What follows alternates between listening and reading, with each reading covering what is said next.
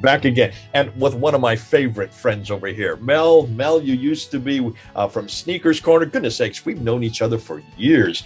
You used to come down to Speakers Corner back when I was back in the United Kingdom. I would go down there on Sundays. I remember you would be in the audience, and you'd come out and eat afterwards, and we would always unpack. Remember, we used to unpack what the Muslims were saying, and what was always coming out was that they were not good on anything to do with history. They were not good with anything to do with confronting the Quran or confronting Muhammad, or at that time we weren't really confronting Mecca, but anything to do with the 7th century, they were hopeless. And you picked up on that. I remember you used to come and you used to bring your papers and your pencils, and you weren't very loud. You were very quiet. Yeah, you were always in the background. You were always sat there and took notes of what we were saying, and then you'd fly back and then back to Ireland, and then you'd come back the next week or 2 weeks later, and there you were again. And it was that kind of background, I think, that you and I interested, because even back then I wasn't really pushing the historical critique at that point. It was only when I left and came here to the United States back in 2017 that I realized that we really needed to push this envelope. This envelope hadn't been done. So Mel, a little bit about where you've come from and what you're now doing, because you're opening a completely new channel. Am I not correct? And we'd like to have an introduction. Over to you. Yeah, so I've decided really that, in the years that's gone by since I started Sneakers Corner, I was no longer interested in what was going on in Speakers Corner. Just as you say, really it was this historical critique that I was really engaged with all along. Occasionally I went and made videos in relation to Speakers Corner, but once I realized that the name no longer fitted, I needed to change to something better. And I was thinking, well, how can I name this? And I just thought, keep it nice and simple, Origins. And actually, around that time, 2 or 3 years ago, before you really got in on the historical critique, I was feeding you emails, about, have you seen this? Have you seen that paper? And I think you were heading that way pretty much. But I think that over the last couple of years, you've really gone for it. And it's been an amazing ride since.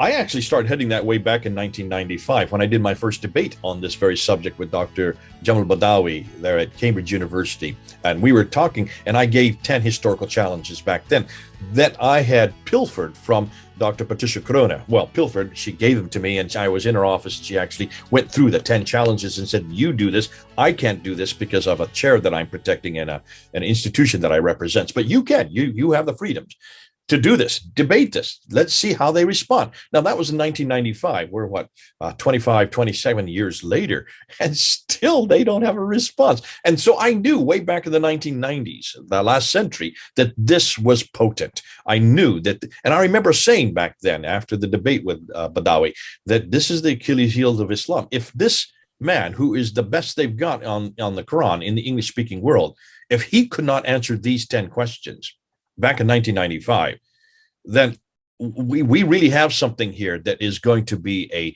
thorn in the side of Islam. And as you have seen, Mel, you saw that at Speaker's Corner when we started introducing it there, and we started going through some of these, nothing to the scale that we're doing now. I never had this kind of material. I wish I had back in 2015, 2016, 2017. So you pretty much came on board when I got, you really started sending me article after article, idea after idea, things that you kept on coming up with. And I said, wow, this is exciting stuff. And that's really which piqued my interest again, 25 years later, after having not really run it through. 25 years later, it was because of you, Mel, and also in others, but mainly you.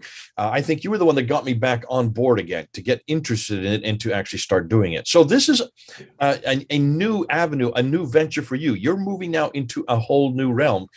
Explain it. Tell us, what is this new realm that you're talking about?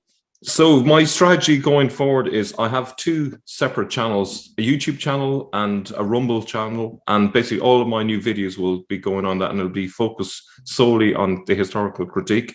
All my old videos are backed up on the Odyssey channel. And I think you're going to show an image of all of that information. So here's the image. I'm going to put them up here and just kind of go through each one of these as you're looking at them. So the one you're talking about is the Origins at the top.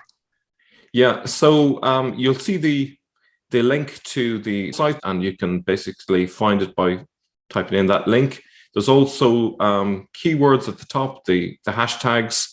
So if you put in origins of Islam as a hashtag, and you'll basically find not just videos from my channel, but any person who's making videos in relation to the origins of Islam, that will be the go-to. And if you want to narrow it down, if you put in words like, for example, Dome of the Rock, you'll be able to find all the videos to do with the Dome of the Rock. And actually, just before we went on air, I put in Dome of the Rock, and I saw David Wood's videos. I've also saw Islamic scholars' videos about the Dome of the Rock. They're all gathered together. So it's a really new, convenient way of finding videos and also finding the different channels. I've decided to continue with YouTube as well, because I noticed that a lot of people are uncomfortable about changing channels because that's what they're used to. Yeah. So I'm going to continue. All the new videos will go on both of those channels. And if people are curious about the old videos that I've done over the past 2 or 3 years, they're all backed up on the Odyssey channel. And basically, you'll see the link there. It's pretty easy to find. So that's it in a nutshell. Explain to everybody the difference between YouTube, Rumble, and Odyssey, because they really do have 3 different functions. If you could explain that to them. Yeah, so basically, all 3 of them are websites, and they host videos. So the function of the website is basically to store the videos and allow you to play them. YouTube is the most dominant one in the market. I think they have an audience of about 90% of the video watching public. Rumble has a few percent. Odyssey is a much smaller share in the market. So that's essentially it. They're just websites to store videos, and you can see the same videos basically in each of these channels. And they're pretty much the same. There's not much really difference between them. I would make a distinction between the 3. The first one is YouTube is the granddaddy. It's been there the longest. Yeah. It's been there since 2005. And YouTube is now been pushed and moving further and further to the left. Because they're moving further and further to the left, they are now striking out. They're striking off people that they don't like, who are conservative. Yeah. Both of us are very conservative when it comes, especially when it comes to the historical critique. This is a conservative critique. The people on the left do not touch this material. Yeah. Those of us on the right do. And you are seeing people like David Wood and Hatun Tash, especially, who get strike after strike after strike, because they're not just confronting Islam, the historical critique, they're confronting and actually mocking Islam. And YouTube doesn't like that. They don't like anything that is mockery or anything that is on the right. And so therefore, they're even striking off. They're throwing off lots of different channels. Yeah. So this is kind of an Rumble, however, is the alternative, and Rumble allows you to say anything. It pretty much is open to either left or right, but it's much smaller because it's come around much more recently. In fact, Rumble was created because YouTube was striking off so much and was eradicating the debate. You need to have the debate between the right and the left, or the center as well. You need to have all 3 positions in working against each other, because otherwise, how can you really come to any conclusions? And that's why Rumble was created as one of many. Actually, there's quite a few, but Rumble is probably the biggest right now of the alternatives where there is no censorship. You're not going to get struck off. You can pretty much say anything you want as long as it's legal, as long as it's within the United States legal framework. Now, I think Odyssey. Yeah, I was just going to. Sorry to cut you.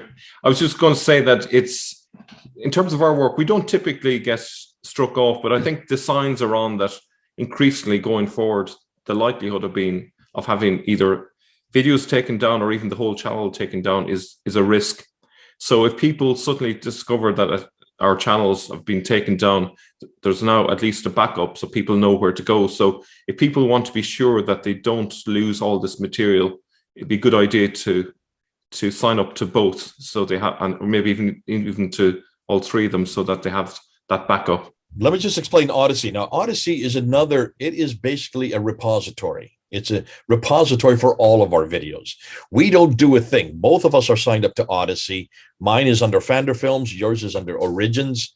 And every time we put a video up, within an hour, it's on Odyssey. We haven't done a thing. It takes everything. It takes the pictures, it takes the explanations, and it takes the video itself and just leaves it there for eternity. So anytime we get thrown off of either YouTube, or we won't get thrown out of a Rumble, obviously, because Rumble doesn't have that in its policy. But if we do get thrown off from YouTube, you can just go to Odyssey, Odyssee. I'll just put it up there again for you to see.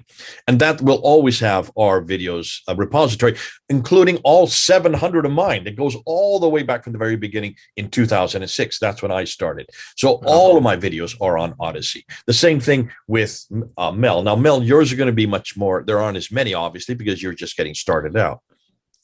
Yeah, I think the beauty of all of these videos is it's becoming a digital library. So if you think of all the sin sifters, we're all producing videos focused on different aspects of that historical story. And I think in the round, people will get a lot of really key information that they can use if they're trying to persuade a Muslim that there's holes in the narrative, essentially. So I think these will be helpful. I think the hashtags that I mentioned earlier will also be really helpful for people to find those videos that they can't remember. Where did they see a certain video?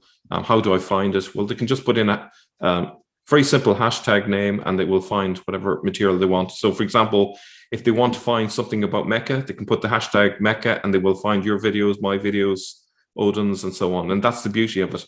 So it just makes life a little bit easier.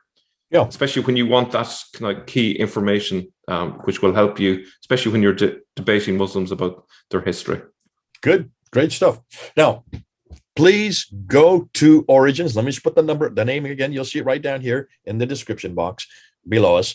Please go to Origins, Origins of Islam, if you want to, or the whole tag is just Origins. Am I correct? Yep. There's a slightly longer address for the YouTube one, but essentially, if you use the hashtag, you'll get there. If you put in Origins of Islam as a hashtag, you'll find the channel pretty quickly. And the channel is just simply called Origins. And please subscribe. Please subscribe. He needs subscriptions, and the more subscriptions, the bigger the platform gets, the more people will hear about it, and the more people will come to it and watch the videos. That's what we're all about. We don't charge for this. We don't get any money because of it, and we obviously do this out of the kindness of our heart. But more than that, because it's a ministry for both of us, and for us especially, it's an academic exercise.